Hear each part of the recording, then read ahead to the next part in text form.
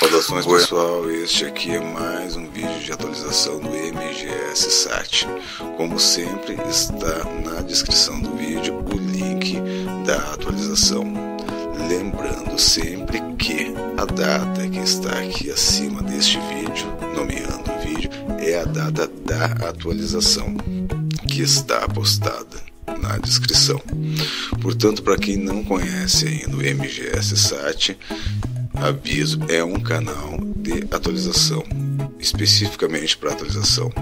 O decodificador que vocês quiserem, basta ir na pesquisa de vídeos, pôr o nome do decodificador, dá um enter e vai ver todos os arquivos relacionados que tem no canal relativos a esse decodificador. Certo, pessoal? Então basta ir na descrição, clicar mostrar mais, vai visualizar o link do arquivo. Lembrando sempre que a data daquela atualização ali é a data que está em cima do vídeo. Salve então o vídeo de sua preferência como favorito, e se uma hora ver que seu aparelho está dando algum probleminha que você achar que é atualização, vá lá no vídeo e observe se o vídeo mudou a data. Se mudou a data, como eu falei antes, a data que está é referente à atualização que vai estar disponível ali embaixo na descrição. Basta clicar no mostrar mais e vai aparecer ali o linkzinho da atualização, certo?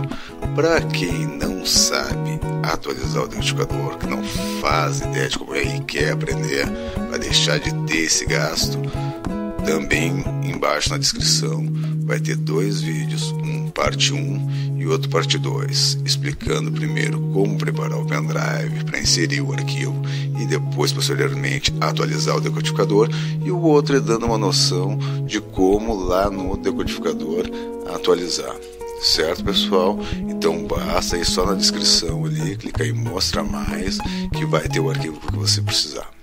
Certo? Então se gostou, dá um joinha, compartilhe com os amigos aí, e quem não está inscrito ainda, inscreva-se e salve o vídeo de sua preferência como favoritos, tá bom?